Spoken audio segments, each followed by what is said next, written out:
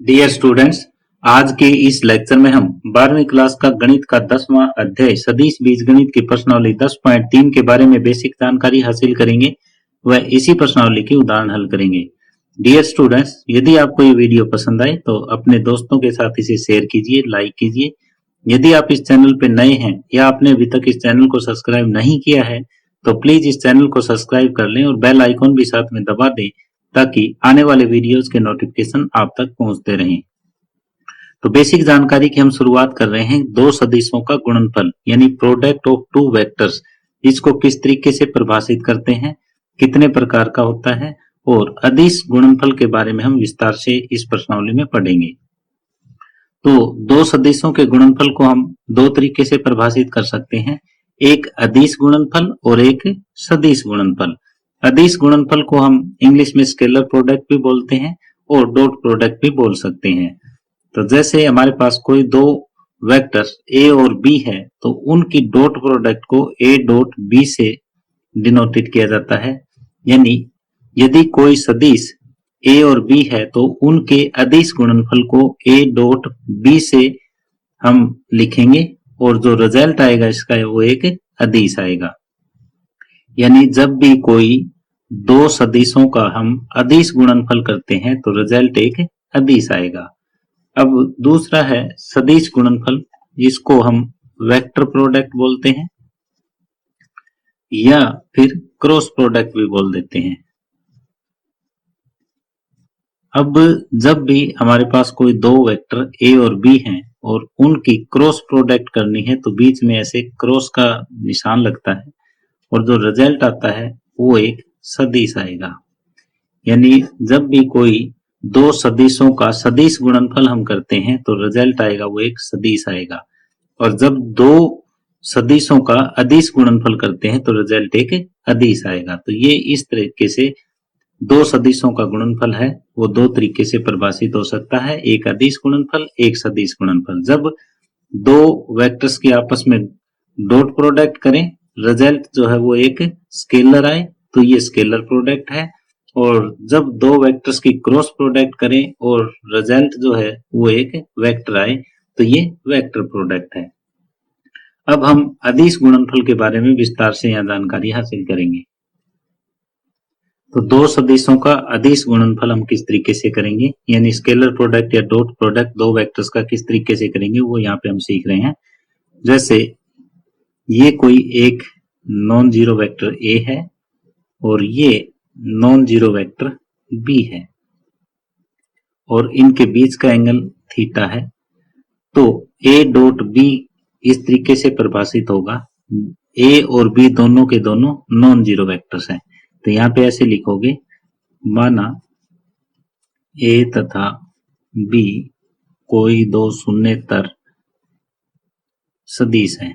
शून्येतर का मतलब होता है नॉन जीरो।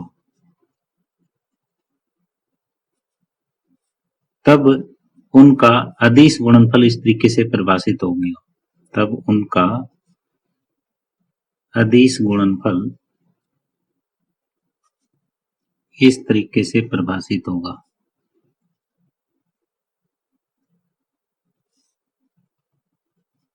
जैसे मैंने आपको बताया था कि अदिश गुणनफल में बीच में डॉट का निशान आता है और ये ए का परिमाण इंटू बी का परिमाण इंटू में इनके बीच का एंगल, यानी ए डॉट बी के बराबर magnitude of A into magnitude of B into में कोस थीटा। तो दो सदिशों के अदिश गुणनफल को इस तरीके से परिभाषित किया जाता है। अब जो इनके बीच का कोण है ये जीरो से तो बड़ा होता है, जीरो से थीटा बड़ा होता है और पाई के इक्वल भी हो सकता है और पाई से छोटा भी होता है। ये थीटा की कंडीशन है। अब मैं एक बार फिर रिपीट कर रहा हूं, दो सदिशों का अदिश गुणनफल है वो इस तरीके से परिभाषित होता है कि ए और बी कोई दो नॉन जीरो वेक्टर्स हैं, तब उनकी डॉट प्रोडक्ट है वो magnitude of A into magnitude of B into cos theta, इस तरीके से ये परिभाषित होता है। अब इसके कुछ रिजल्ट हम देखेंगे। अब ए डॉट बी रिजल्ट है वो एक अदिश आया है, और तो अदिश जो आएगा वो एक वास्तविक संख्या होगी। तो पहला रिजल्ट हम यहाँ पे लिख रहे हैं कि a डॉट b एक वास्तविक संख्या है।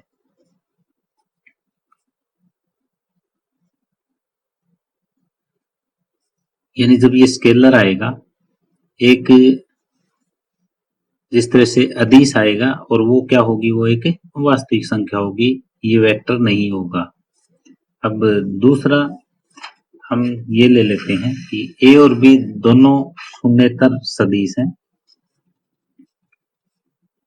माना a तथा b दोनों शून्येतर सदिश हैं और साथ में क्या है कि a डॉट b बराबर 0 है। तो यदि a डॉट b बराबर 0 है तो इसका मतलब क्या हुआ, हमने a डॉट b को किस तरीके से परिभाषित किया है, magnitude a into magnitude b cos theta. यदि ये 0 है तो इसका मतलब ये हुआ कि a dot b into cos theta बराबर 0। अब ये भी शून्येतर है, ये भी शून्येतर है, तो ये तो दोनों शून्य हो नहीं सकती, तो कौन शून्य होगा, कोस थीटा बराबर 0 होगा। और इसका मतलब theta is equal to pi by 2। यानी a डॉट b 0 कब होगा, जब theta is equal to pi by 2 है। यानी a dot b is equal to, यानी इफ एंड ओनली, केवल और केवल यदि a लंब है b पर तभी ये पॉसिबल है, नहीं तो नहीं है। यानी a और b कोई दो शून्येतर सदिश हैं। a डॉट b 0 कब होगा, जब a is perpendicular to b है, और a is perpendicular to b कब होगा, जब a डॉट b बराबर 0 है। ये दूसरा रिजल्ट। अब यदि आपका थीटा 0 है उस समय क्या होगा, तीसरी, यदि थीटा इज इक्वल टू 0 तो इसका मतलब a डॉट b के बराबर magnitude of a magnitude of b into में कोस 0 का मान 1 होता है, तो a डॉट b बराबर magnitude of a into magnitude of b, ये हो जाएगा। और यदि थीटा इज इक्वल टू पाई है तो उस समय क्या होगा, चौथा रिजल्ट, यदि थीटा इज इक्वल टू पाई है तो उस समय a डॉट b के बराबर magnitude of a into magnitude of b और ये कोस पाई। तो मैग्नीट्यूड a, बीच में डॉट लगाना कोई जरूरी नहीं है, बीच में अंडरस्टूड है गुना, और कोस पाई का मान -1 होता है, तो minus magnitude of a into magnitude of b, ये हो जाएगा यदि थीटा इज इक्वल टू पाई है। अब यदि हमें बीच का एंगल थीटा निकालना है, कोई दो वेक्टर हमें दे रखे हैं, जैसे ये पांचवा, एक वेक्टर a है और ये वेक्टर b है, इनके बीच का एंगल थीटा है। तो हमें ये पता है कि a डॉट b के बराबर magnitude of a magnitude of b into cos theta. तो यहाँ से कोस थीटा का मान निकल सकता है, कोस थीटा के बराबर a डॉट b, और इसको नीचे ले जाओ उधर, magnitude of a into magnitude of b। तो ये रिजल्ट आपको याद रखना है। अब एक रिजल्ट और मैं आपके साथ डिस्कस कर रहा हूं कि जैसे ये एक एक्स एक्सिस है, ये वाई एक्सिस है और ये जेड एक्सिस है। एक्स एक्सिस के long I vector, Y axis के लॉन्ग जे वेक्टर और जेड एक्सिस के लॉन्ग के वेक्टर हमारे पास है, ये ओरिजिन है। अब यदि आई डॉट जे करते हैं, आई डॉट जे करते हैं, तो ये कोऑर्डिनेट एक्सिस जो होती है वो एक दूसरे के परपेंडिकुलर होती है। एक्स एक्सिस वाई पे परपेंडिकुलर, वाई जेड पे, जेड एक्स पे, ये तीनों आपस में एक दूसरे पे परपेंडिकुलर होती है। तो यदि theta is equal to pi by 2 है तो कोस पाई बाय 2 का मान कितना होगा, 0। तो ये 0 हो जाएगा। इसी तरह से जे डॉट के है वो भी जीरो हो जाएगा और के डॉट आई है वो भी जीरो हो जाएगा, क्योंकि ये एक दूसरे पे परपेंडिकुलर है। तो इसमें हम क्या करेंगे, आई का मैग्नीट्यूड इंटू जे का मैग्नीट्यूड इंटू कोस पाई बटे दो, कोस पाई बटे दो का मान जीरो हो जाएगा यहाँ पे। यदि सेम के साथ गुणा करें, जैसे आई के साथ गुणा करें, तो इनके बीच में जो कोण बनेगा वो जीरो बनेगा। तो कोस जीरो कितना होता है, एक होता है, तो इसका रिजल्ट एक आ जाएगा। जे डॉट जे का रिजल्ट भी एक आ जाएगा, के डॉट के का रिजल्ट भी एक। यदि ये सेम है तो उस टाइम रिजल्ट एक आएगा, अगर ये डिफरेंट है तो उस समय रिजल्ट जीरो आएगा। तो ये आपको ध्यान में रखना है। अब नेक्स्ट ये है कि ए डॉट बी और बी डॉट ए ये दोनों बराबर होते हैं, चाहे ए की बी के साथ डॉट प्रोडक्ट करो चाहे बी की ए के साथ डॉट प्रोडक्ट करो, ये दोनों के दोनों बराबर होते हैं। अब आगे है एक सदिश का किसी रेखा पर प्रक्षेप यानी projection of A vector on A line. तो इसकी ज्यादा गहराई में हम नहीं जाएंगे, सिर्फ फार्मूला ही डिस्कस करेंगे। तो हम मान लेते हैं कि एक कोई सदिश है, माना ए कोई सदिश है तथा एल एक रेखा है। तो पहले हम ज्ञात करेंगे एल के अनुदिश मात्रक सदिश, और माना एल के अनुदिश मात्रक सदिश, और इस मात्रक सदिश को हम डिनोट कर देते हैं पी कैप से। तो ए कोई हमें सदिश दे रखा है, एल कोई रेखा दे रखी है। तो सबसे पहले एल के अनुदिश हम मात्रक सदिश ज्ञात कर लेंगे जो कि पी कैप आएगा। तो अब ए का प्रक्षेप रेखा एल पर जो होगा, ए का सदिश ए का प्रक्षेप रेखा एल पर, वो इस तरीके से डिनोट किया जाएगा कि vector A dot P cap, यानी पहले एल के अनुदिश आप मात्रक सदिश ज्ञात कर लो और उसकी ए के साथ डॉट प्रोडक्ट कर दो, ये ए का प्रक्षेप रेखा एल पर आ जाएगा। अब ये तो हमने ये सीखा था कि एक सदिश का किसी रेखा पर प्रक्षेप क्या होगा, यानी projection of A vector on A line क्या होगा। अब हम ये देख रहे हैं कि एक सदिश का प्रक्षेप दूसरे सदिश पर क्या होगा, यानी projection of A vector on other vector. जैसे हमने एक सदिश लिया ए, तो सदिश ए का प्रक्षेप सदिश बी पर हमें ज्ञात करना है, और ये इस तरीके से होगा कि ए डॉट बी कैप, और बी कैप क्या होता है, ये होता है वेक्टर बी बटे इसका मैग्नीट्यूड। यानी आपको दूसरे जिसके ऊपर प्रक्षेप हमें ज्ञात करना है उस सदिश का बी कैप ये हमें ज्ञात करना होगा, और बी कैप किस तरीके से ज्ञात करेंगे, बी वेक्टर बटे बी का मैग्नीट्यूड। तो ए का प्रक्षेप बी पर इस तरीके से ज्ञात होगा। अगर आपको बी का प्रक्षेप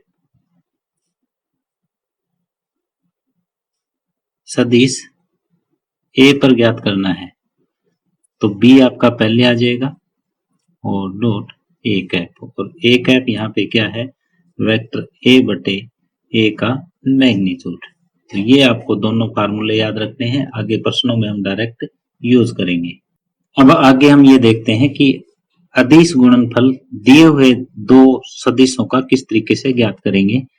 जैसे हमें वेक्टर ए के बराबर ये मिला है a1i plus a2j plus a3k, और वेक्टर बी के बराबर मिला है b1i plus b2j plus b3k, ये मिला है।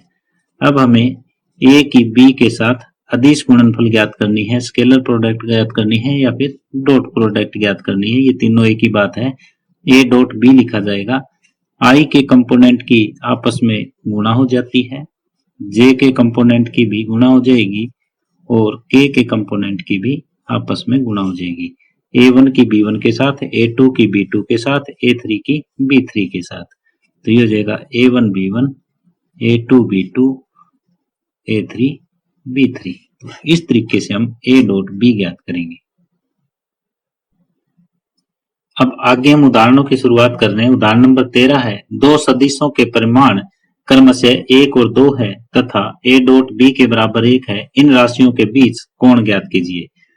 तो हम दो सदिश मान लेते हैं कि पहला सदिश A है, A का परिमाण 1, और दूसरा सदिश B है, B का परिमाण 2, और A डॉट B के बराबर हमें 1 दिया हुआ है। तो अब देखो, कोस थीटा का फार्मूला आपके साथ मैंने डिस्कस कर रखा है। ये होता है कि A डॉट B बटे magnitude of A into magnitude of B, A का परिमाण गुणा B का परिमाण। तो कोस थीटा के बराबर A डॉट B का मान 1 है, A का परिमाण 1 और B का परिमाण 2, यानी कि कोस थीटा के बराबर 1 बटे 2, और थीटा कितना हो जाएगा, थीटा हो जाएगा पाई बटे 3, यानी कोस में 1 बटे 2 मान किसका होता है, जब थीटा इज इक्वल टू पाई बटे 3 हो। तो इस तरीके से थीटा का मान पाई बटे 3 आएगा। उदाहरण नंबर 14 है, सदिश A बराबर I प्लस जे माइनस के तथा सदिश B बराबर I माइनस जे प्लस के बीच का कोण ज्ञात कीजिए। तो हमें ये पता है कि कोस थीटा के बराबर A डॉट B बटे A का परिमाण बटे B का परिमाण, ये हमें लिखना होता है। तो पहले A डॉट B हम ज्ञात करेंगे। तो A डॉट B ये इस तरीके से ज्ञात होगा, I के कंपोनेंट की आपस में गुणा हो जाती है। यहाँ I का कंपोनेंट 1 है और यहाँ पे भी I का कंपोनेंट 1 है, प्लस में यहाँ J का कंपोनेंट 1, यहाँ J का माइनस 1, और प्लस K का कंपोनेंट यहाँ 1 है और यहाँ पे 1 है। तो ये हो जाएगा 1 माइनस 1 माइनस 1, तो ये माइनस 1 आया। अब A का मैग्नीट्यूड हम ज्ञात करेंगे। ये होता है I के कंपोनेंट का वर्ग प्लस J के कंपोनेंट का वर्ग और प्लस K के कंपोनेंट का वर्ग और इसका वर्गमूल। तो ये 1 प्लस 1 प्लस 1 और ये आ जाएगा वर्गमूल 3। अब B मैग्नीट्यूड ये ज्ञात करेंगे, I के कंपोनेंट का वर्ग प्लस J के कंपोनेंट का वर्ग प्लस K के कंपोनेंट का वर्ग। ये 1 प्लस 1 प्लस 1 और ये हो जाएगा वर्गमूल 3।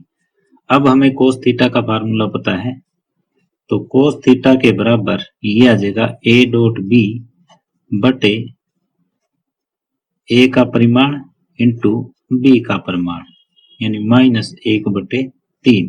अब कोस में हमें मान ज्ञात करना है कि माइनस 1 बटे 3 किसका होता है। तो डायरेक्ट ये इस तरीके से ही लिखा जाएगा कि थीटा के बराबर, क्योंकि डायरेक्ट वैल्यू 1 बटे 3 हमें नहीं पता, तो कोस इनवर्स के साथ माइनस 1 बटे 3 ये आ जाएगा, ये थीटा का मान।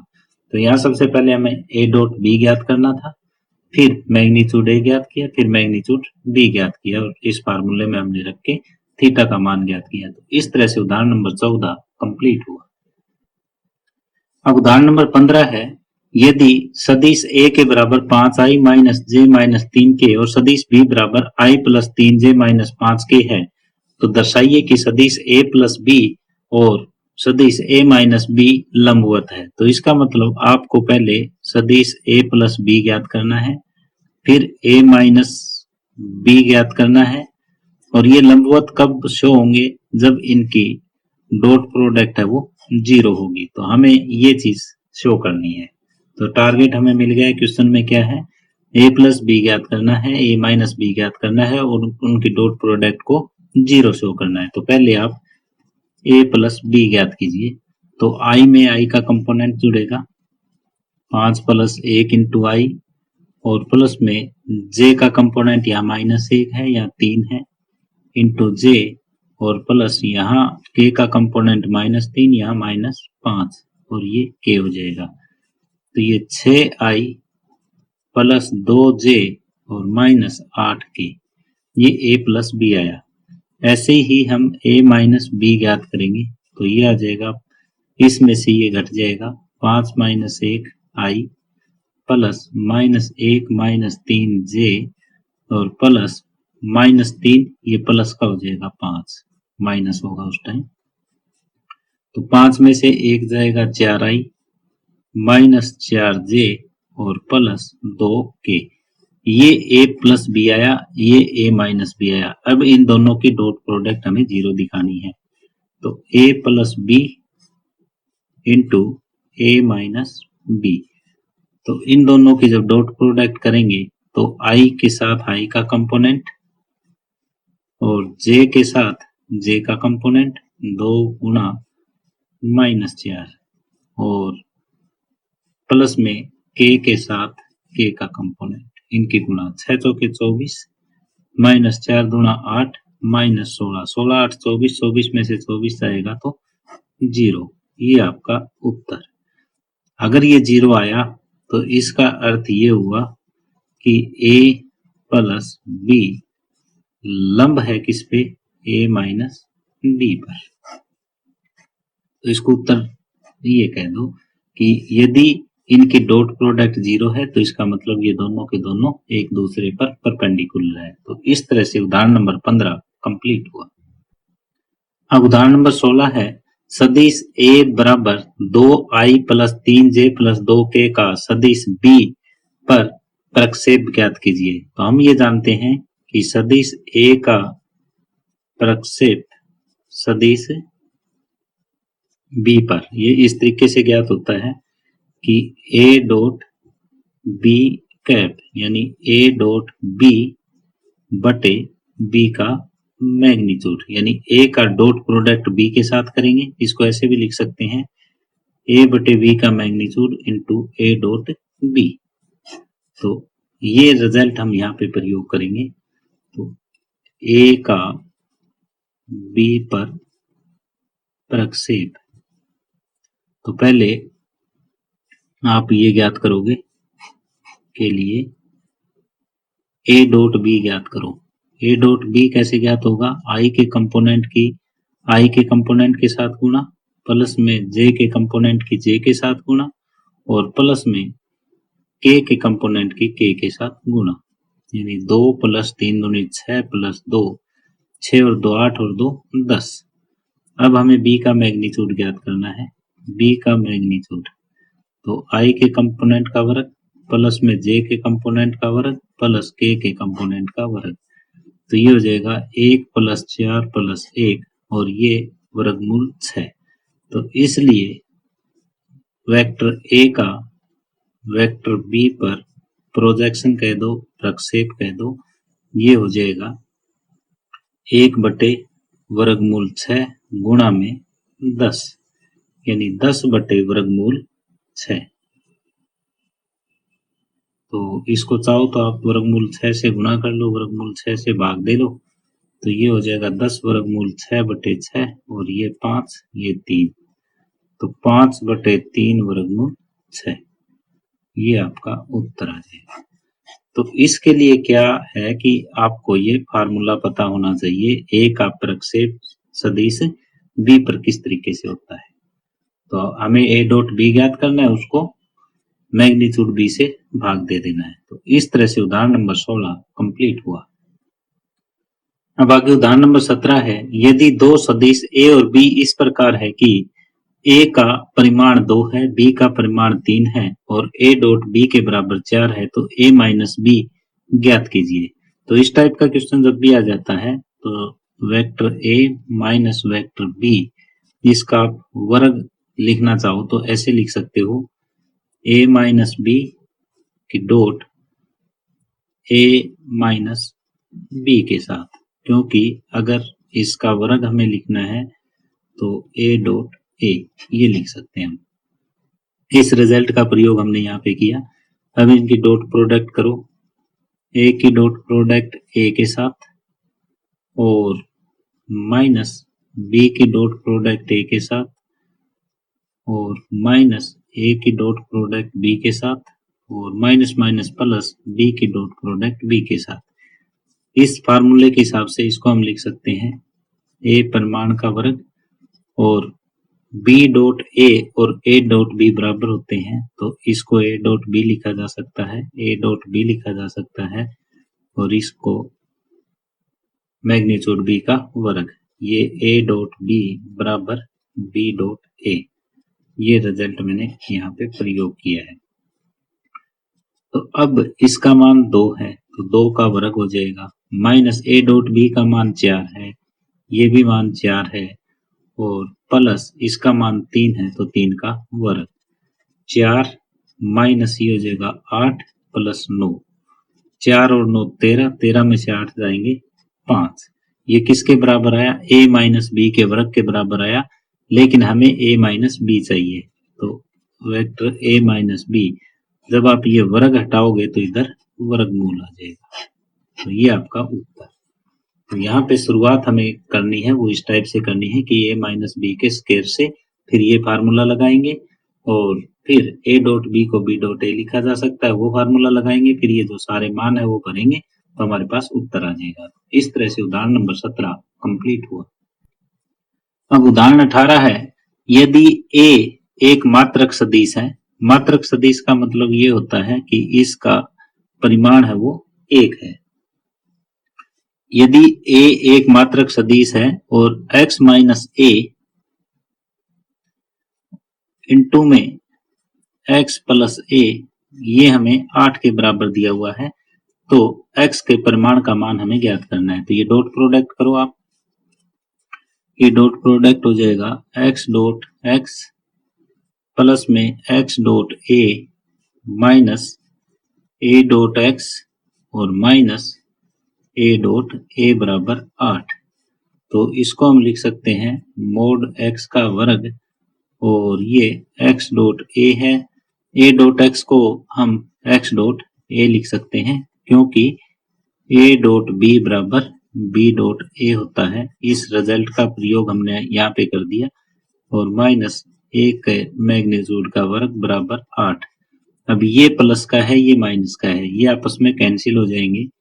ये मोड x का वर्ग माइनस मोड a बराबर 1 हमें दिया हुआ, तो 1 का वर्ग 1 हो जाएगा बराबर 8, और x के मैग्नीट्यूड का वर्ग ये 1 उधर जाएगा, 8 और 1 9 हो जाएगा, और हमें x का परिमाण ज्ञात करना है तो 9 का वर्गमूल, और 9 का वर्गमूल 3 होता है। तो हम इस तरीके से x का मैग्नीट्यूड ज्ञात कर सकते हैं। तो सीधा हमें डॉट प्रोडक्ट करनी थी, जो हमें दिया हुआ था वो भर दिया, और वो ही बच गया जो हमें ज्ञात करना था। इस तरह से उदाहरण नंबर 18 कंप्लीट हुआ। अब उदाहरण नंबर 19 है, दो सदिशों a और b के लिए सदैव a डॉट b का magnitude less than equal to mod a less into mod b। ये कैची-शेचवर्ड इनइक्वालिटी, ये हमें सिद्ध करनी है। तो पहला केस तो वो हो जाएगा कि यदि वेक्टर a बराबर 0 है, या वेक्टर b बराबर 0 है, या दोनों 0 है, तो उस केस में क्या होगा कि ये भी 0 is less than equal to 0 हो जाएगा, 0 0 के बराबर है। तो ये स्थिति जो है वो सहज ही स्पष्ट है, ये स्थिति सहज ही स्पष्ट है, और हमें ये सिद्ध करने की आवश्यकता नहीं है। ये सीधा आप इतना लिख सकते हो केस 1। अब केस दूसरा है, यदि आपका नहीं तो वेक्टर a 0 है और नहीं वेक्टर b 0 है, तो उस केस में देखो हम ये जानते हैं कि a डॉट b बटे a का मैग्नीट्यूड इंटू b का magnitude is equal to cos theta होता है। अब हमें इसका मोड चाहिए, तो दोनों तरफ हम मोड लगा देंगे, तो ये हो जाएगा a डॉट b बटे magnitude a into magnitude b का मोड बराबर कोस थीटा का मोड। अब हम ये जानते हैं कि कोस थीटा का मोड जो है वो लेस देन इक्वल टू 1 होता है। तो ये रिजल्ट हम यहाँ प्रयोग करेंगे। ऊपर का मोड अलग कर दो, नीचे का अलग कर दो, तो ये हो जाएगा a मैग्नीट्यूड b का मोड बटे a magnitude into b magnitude, और कोस थीटा जो वो लेस देन इक्वल टू 1 है। अब आर पार गुणा कर लो, ये हो जाएगा a इंटू बी का magnitude less than equal to a का मैग्नीट्यूड और b का मैग्नीट्यूड। तो यही हमें सिद्ध करना था।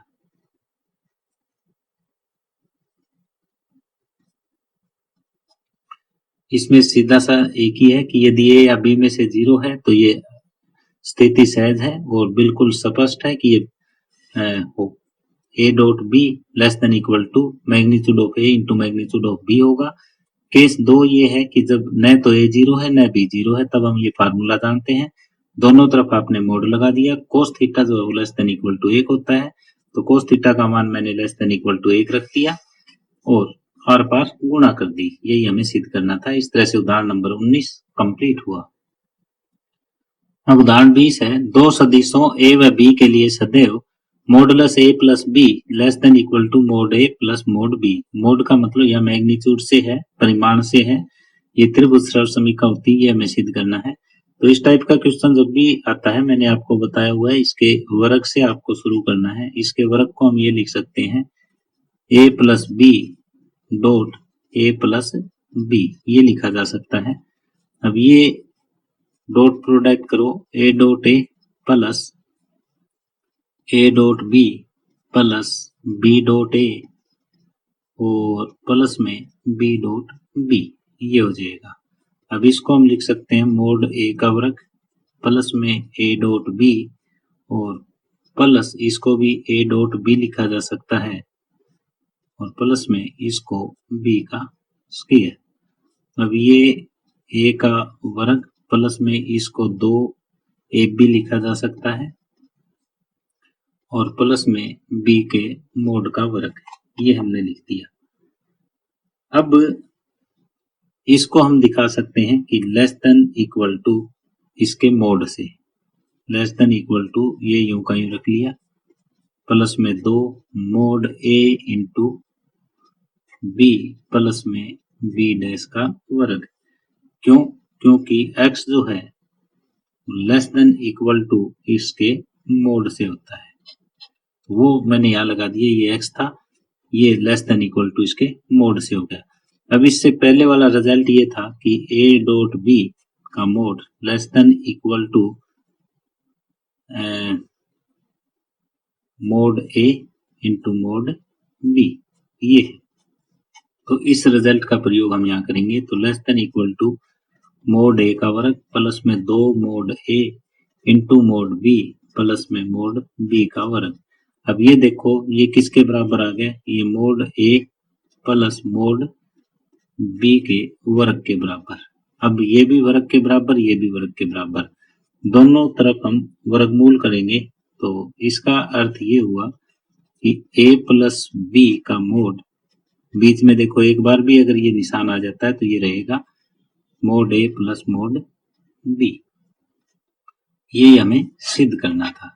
तो यहाँ पे हमने इसका वर्ग लेके शुरुआत की और फिर a plus B dot a plus B और ये गुणा हम करते गए, एक रिजल्ट ये लगाया, एक रिजल्ट ये लगाया और फिर फाइनल में हम जो सिद्ध करना था वहां तक पहुंच गए। ये त्रिभुज सरल समीकरण बोली जाती है। और इस तरह से उदाहरण नंबर 20 कंप्लीट हुआ।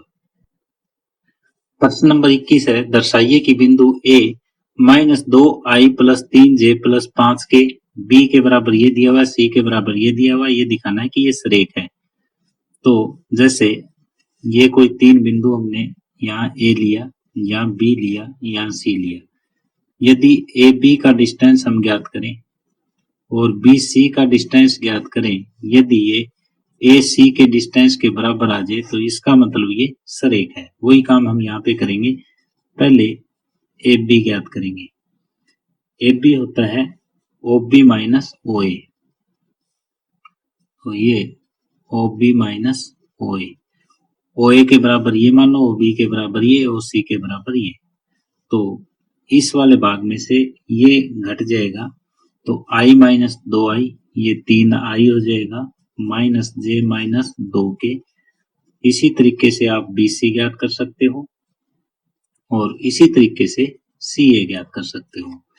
तो BC होता है OC माइनस OB, तो BC आ जाएगा 6i -2j -4k और सी आ जाएगा आपका 9i -3j और -6k। तो आप ये घटा घटा के ये ज्ञात कर सकते हो। अब नेक्स्ट काम ये है कि आपको एफ बी का मैग्नीट्यूड ज्ञात करना है। तो ये हो जाएगा 3 का वर्ग प्लस में -1 का वर्ग प्लस में -2 का वर्ग। 3 का वर्ग हो जाएगा 9 प्लस 1 और ये हो जाएगा 4। 9 1 10 और 4 वर्गमूल 14 है। अब आपको बीसी का मैग्नीट्यूड ज्ञात करना है। ये हो जाएगा 6 का वर्ग प्लस -2 का वर्ग और प्लस -4 का वर्ग। ये अंडर रूट ये है 36 प्लस 4 प्लस 16। 36 और 4 40, 40 और 16 56। 56 को हम लिख सकते हैं 4 गुणा 14 का वर्गमूल। 4 का वर्गमूल 2, 2 वर्गमूल 14 ये है। अब सी ए का वर्ग ज्ञात करो। ये हो जाएगा 9 का वर्ग प्लस में -3 का वर्ग प्लस में -6 का वर्ग और ये वर्गमूल। 9 गुणा 9 81, 3 3 9 और 6 6 36। 81 और 9 90, 90 और 36 126। 126 को हम लिख सकते हैं 9 गुणा 14। 9 का वर्गमूल 3 और ये 14। अब यहाँ देखो ये वर्गमूल 14, ये 2 वर्गमूल 14, ये 3 वर्गमूल 14। यदि हम ए बी और बी सी को जोड़ते हैं तो ये सी ए के बराबर है। यहाँ पे ये वर्गमूल 14, 2 वर्गमूल 14, 3 वर्गमूल 14, इन दोनों को जोड़ते हैं तो इसके बराबर है। तो यहाँ ये है, तो इसलिए हम कह सकते हैं कि ए बी सी सरेख हैं। तो इस तरह से प्रश्न नंबर 21 कंप्लीट हुआ। डियर स्टूडेंट्स, यदि आपको ये वीडियो पसंद आई हो तो प्लीज अपने दोस्तों के साथ इसे शेयर कीजिए, लाइक कीजिए। यदि आप इस चैनल पे नए हैं या आपने अभी तक इस चैनल को सब्सक्राइब नहीं किया है तो प्लीज इस चैनल को सब्सक्राइब कर लें और बेल आइकॉन भी साथ में दबा लें ताकि आने वाले वीडियोस के नोटिफिकेशन आप तक पहुंचते रहें। धन्यवाद।